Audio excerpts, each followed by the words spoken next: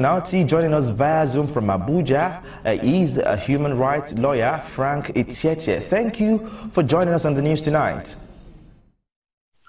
Thank you, and my pleasure.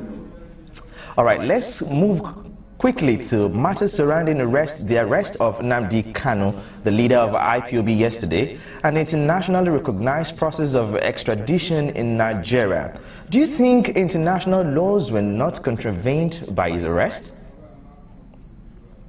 Well, thank you very much. The details of his arrest are still sketchy. The press briefing, or rather the announcement which the Honorable Attorney General or the Federation gave in the wake of his arrest didn't give details as to the way and manner he was arrested and extradited.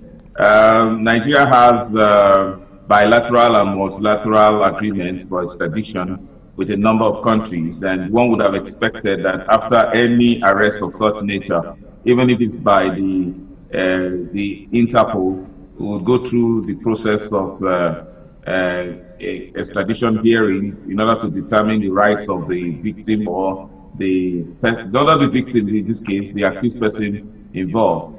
That has not been done, so we don't have many of the issues involved in terms of details very clearly at this time. Okay, now what impact do you think his arrest will make on his followership and of course the ongoing struggle for secession?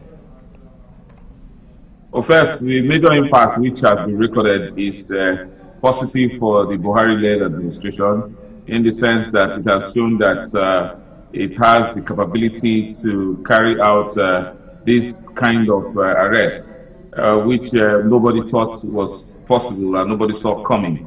However, in answer to your question, whether this will have a major impact on his followers, yes. And with regards to the secessionist bid, okay, exactly so, because quite a large number of Southeasterners didn't actually believe in the philosophy of Nnamdi Kanu, in the way he has portrayed it to be violent.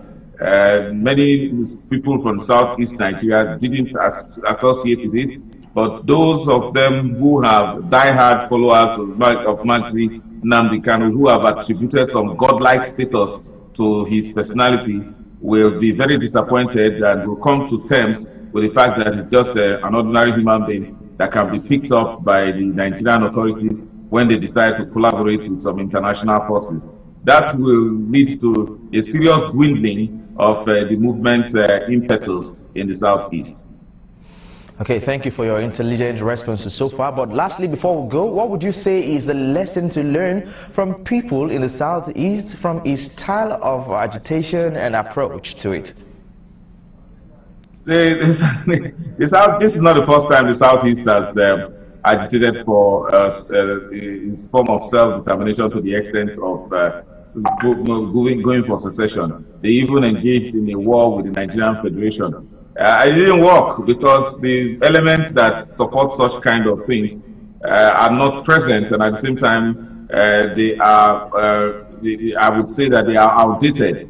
Nnamdi Kanu he's just exploited a lot of frustrations in the Southeast with regards to the imbalance of and to a large extent inequity, political inequity that the Southeast generally claims to suffer.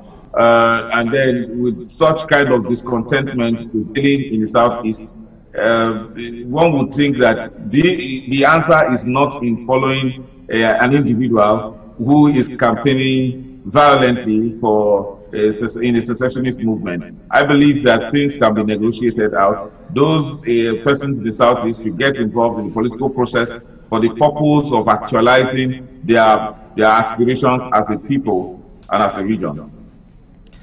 Okay, thank you so much for joining us on the news tonight. Frank Tietie is a human rights lawyer and has been the one on Zoom with us from Abuja. Thank you for joining us and speaking with us tonight.